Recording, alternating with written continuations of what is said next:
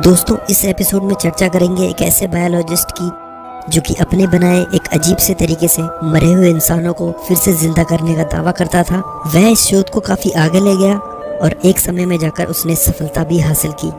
कौन था यह व्यक्ति और क्या था उसका वो तरीका, जानेंगे आज के इस एपिसोड में।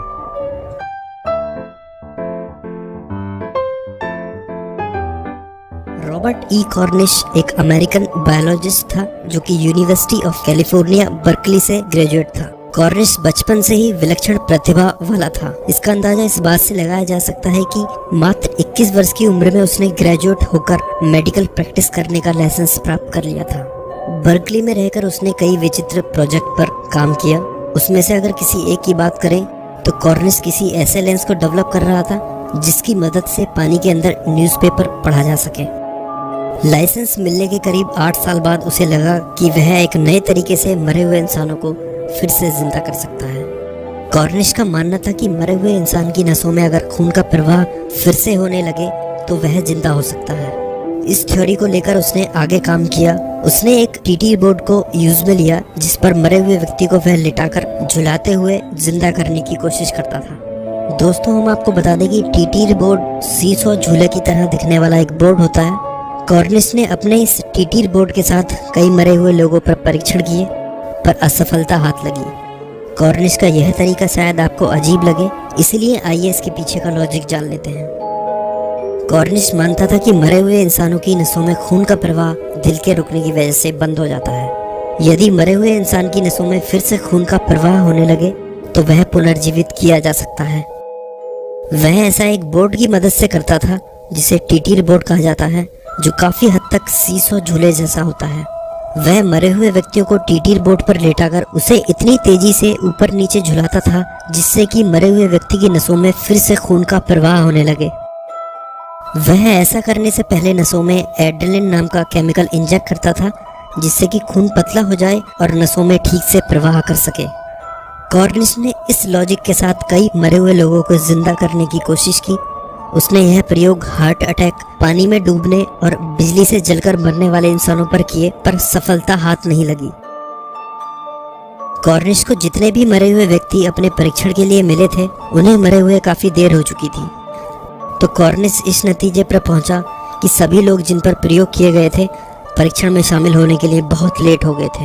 यह प्रयोग अगर किसी व्यक्ति के मरने के तुरंत बाद किया जाए तो कामयाबी हासिल हो सकती है, पर उन दिनों ऐसा इंसान अमेरिका में मिलना काफी मुश्किल था। तब कॉर्निश ने फैसला किया कि वह अपना यह प्रयोग जानवरों पर करेगा। इस दिशा में उसने आगे बढ़ते हुए 5 कुत्तों पर यह प्रयोग किया जिनको उसने खुद नाइट्रोजन गैस में दम घोटकर मारा था।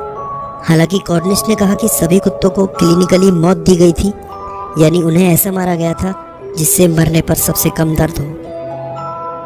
सभी कुत्तों का नाम लेजरस रखा गया था। प्रयोग किया गया और दुर्भाग्य से पहले 3 कुत्ते यानी लेजरस 1, 2 और 3 जिंदे नहीं किए जा सके, पर आश्चर्यजनक तौर पर लेजरस 4 और 5 मौत की नींद सोकर फिर से जिंदा हो उठे।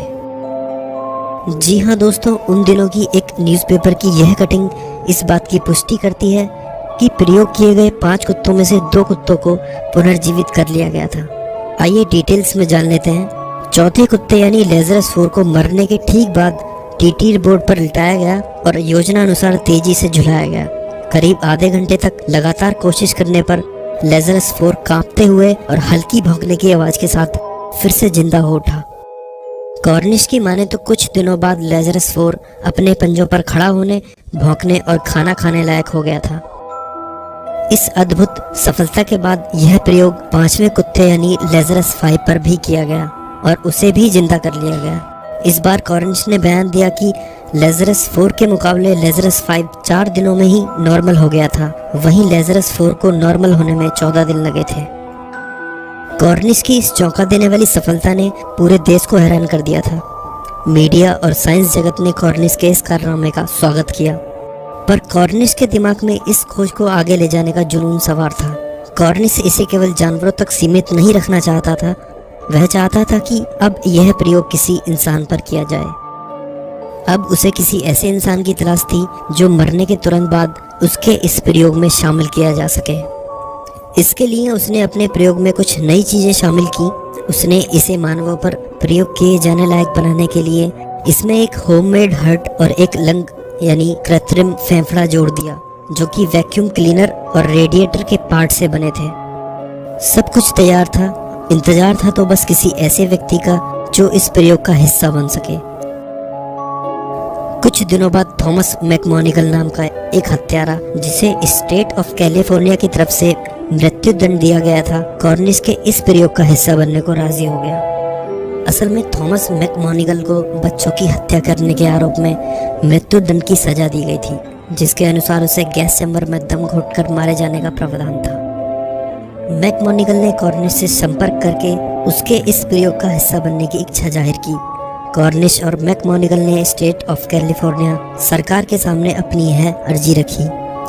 कॉर्निश के हिसाब से मैकमोनिगल को मृत्युदंड मिलने से ठीक बाद गैस चैम्बर से निकालकर सीधा टीटीर बोर्ड पर लिटाया जाता, इलेक्ट्रिक पैड उसके अंगों से जोड़े जाते, बनाए गए यंत्र की मदद से एक मास्क के जरिए उसके लंग्स में ताजी ऑक्सीजन पंप की जाती, मिथिलीन नाम का एक केमिकल उसकी नसों में इंजेक्ट किया जाता, जिससे उस गैस को बेअसर किया जा सके, जिसकी वजह से उसकी मृत्यु हुई है।